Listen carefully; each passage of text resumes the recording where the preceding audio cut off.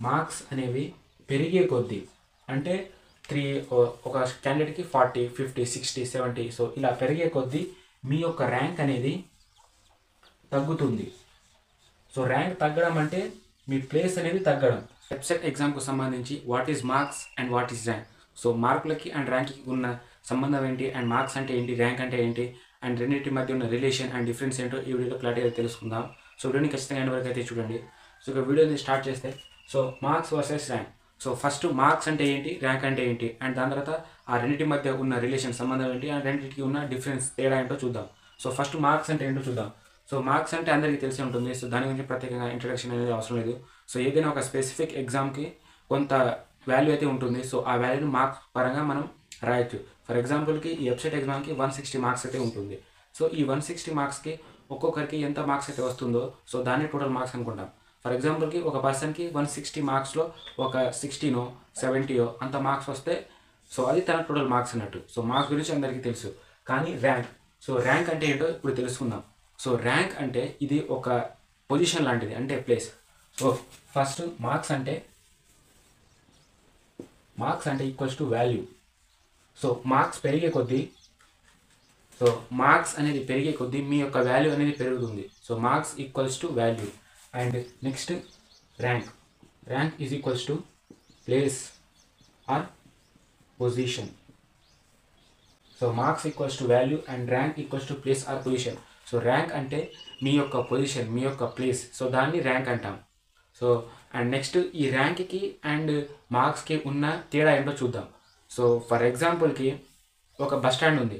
So ఆ bus స్టాండ్లో ఒక బస్ అనేది వచ్చింది, అండ్ ఆ బస్సులో ఎక్కడానికి చాలామంది ప్యాసింజర్స్ క్యూలో నిలబడ్డారు. సో ఆ క్యూ అనేది చాలా పొడుగుంది. సో దాన్ని ఆ క్యూని బట్టి పొజిషన్ అనేది ఉంటుంది. అంటే బస్ రాగానే ఎవరైతే ఫస్ట్ ప్యాసింజర్ ఎవరైతే ఉంటారో, ఫస్ట్ ఆ లైన్లో ఎవరైతే ఫస్ట్ ఉంటారో సో అతను ఆ బస్లో ఫస్ట్ ఎక్కేయచ్చు. అండ్ సెకండ్ నిలబడ్డాడు అంటే ఆ క్యూలో సెకండ్ పర్సన్ ఆ బస్సులో సెకండ్ ఎక్కవచ్చు, సెకండ్ ప్లేస్లో వెళ్ళొచ్చు.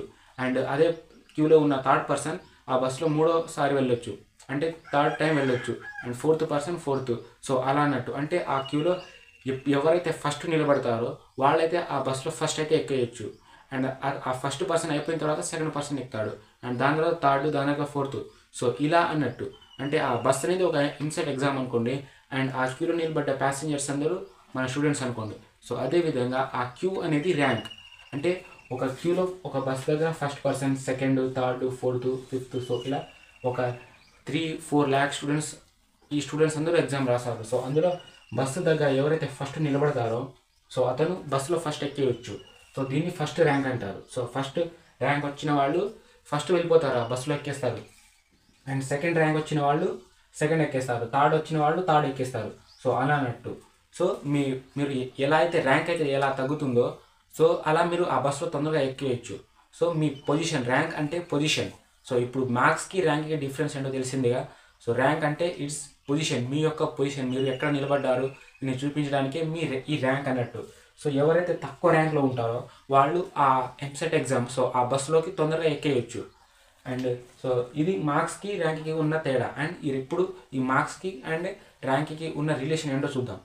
ఫర్ ఎగ్జాంపుల్కి ఈ ఎంసెట్ ఎగ్జామ్కి టోటల్ 160 మార్క్స్.